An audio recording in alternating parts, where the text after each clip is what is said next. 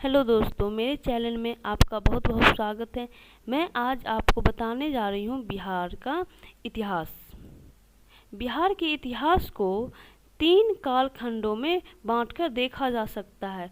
तो सबसे पहले है प्राचीन इतिहास, दूसरा मध्यकालीन इतिहास, तीसरा है नवीन इतिहास। प्राचीन बिहार बिहार सदियों तक प्राचीन भारत के गौरवशाली इतिहास गर्भगृह रहा है। ऐतिहासिक दृष्टि से बिहार प्राचीन भारत का एक समृद्धि एवं वैभवशाली क्षेत्र रहा है। बिहार भारत के पूर्व भाग में स्थित एक विशेष राज्य है, जो कि ऐतिहासिक दृष्टिकोण से भारत का सबसे बड़ा केंद्र है। तो बिहार का वर्णन हमारे 2 महाग्रंथों रामायण एवं महाभारत में किया गया है। एक और मर्यादा पुरुषोत्तम श्री राम ने बक्सर के निकट गुरुकुल में ऋषि विश्वामित्र से शिक्षा ग्रहण की थी, तो दूसरी ओर बौद्ध धर्म के प्रवर्तक गौतम बुद्ध और जैन धर्म के 14वें तीर्थंकर भगवान महावीर को बिहार की इस ऐतिहासिक भूमि में ही ज्ञान प्राप्त हुआ था। बौद्ध धर्म के लोग द्वारा यहाँ बिहार करने के कारण इस राज्य का नाम बिहार पड़ा। इस पावन भूमि पर महाबौद्ध मंदिर स्थित है। बिहार की पावन भूमि पर अनेकानेक संत का जन्म हुआ। इस पावन भूमि पर दुनिया के बहुत से हिस्सों में लोग पढ़ना लिखना भी नहीं जानते थे। उस समय शिक्षा का सबसे बड़ा केंद्र नालंदा विश्वविद्यालय बिहार की राजधानी पाटलिपुत्र वर्तमान में पटना में स्थित था। बिहार के पावन भूमि पर सम्राट जरासंध, अशोक, अजातशत्रु, बिंबिसार और बहुत राजाओं का जन्म हुआ। आजाद भारत के प्रथम राष्ट्रपति डॉक्टर राजेंद्र प्रसाद का जन्म भी बिहार में ही हुआ। सिखों के 10वें गुरु गोविंद सिंह का जन्म भी बिहार के राजधानी पटना में हुआ। बिहार सबसे पुराने ज्ञात राज्यों में एक है।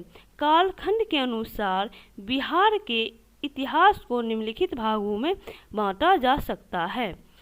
तो सबसे पहले पूर्व प्रस्तर युग। पूर्व प्रस्तर युग का ईसा पूर्व है 10 लाख। आरंभ प्रस्तर युग के अवशेष फाल, कुल्हाड़ी, चाकू, खुरपी, गाज, हजारीबाग एवं संजय घाटी सिंह भूमि में मिले हैं। ये साक्ष्य जेठियन, गया, मुंगेर और नालंदा जिले से भी खंड के क्रम में प्राप्त हुए हैं। दूसरा है मध्यवर्ती प्रस्तर युग।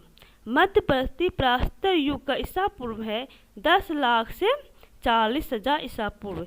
इस अवशेष बिहार के मुख्यतः मुंगेर जिले से प्राप्त हुए हैं। इसके साक्ष्य के रूप में छोटे छोटे टुकड़ों से बनी वस्तुएं तथा चेत, धार और नोक वाले औजार प्राप्त हुए हैं। तीसरा है नवप्रस्तर युग। नवप्रस्तर युग का ईसा पूर्व है 25,000 ईसा पूर्व से 15,000 ईसा पूर्व। इस काल में ऐतिहासिक साक्ष्य के रूप में पत्थर से बने सूक्ष्म औजार और हड्डियों के बने सामान भी प्राप्त हुए हैं। इस काल के अवशेष उत्तर बिहार में चिदार, सारण जिला के चिदार गांव और चेरल, वैशाली से प्राप्त हुई है। चौथा है ताम्रप्रस्तर युग।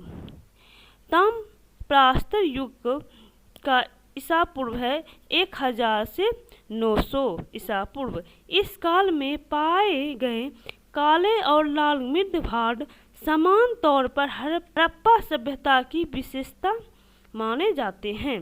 बिहार के इस युग के अवशेष चिदार, सारण, चेरल, वैशाली, वैशाली जिला है, चेरल गांव का नाम है, गया, सोनपुर, मनेर, ताराडीह, बोधगया, घोड़ा, करोड़ा, राजगीर, समस्तीपुर, सरान, भागलपुर आदि से पाए गए हैं। बिहार तथा बक्सर के पूर्व उत्तर काले चमकीले वीरभांड के प्राण मिले हैं।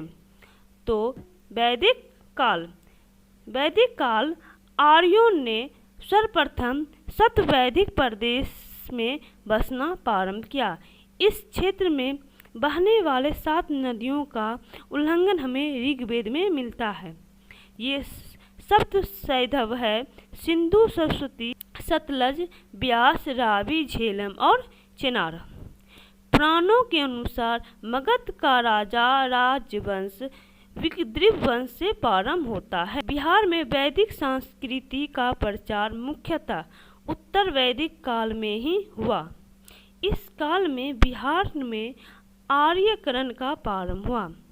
वायु पुराण ने गया क्षेत्रों को असुरों का राजा कहा गया है।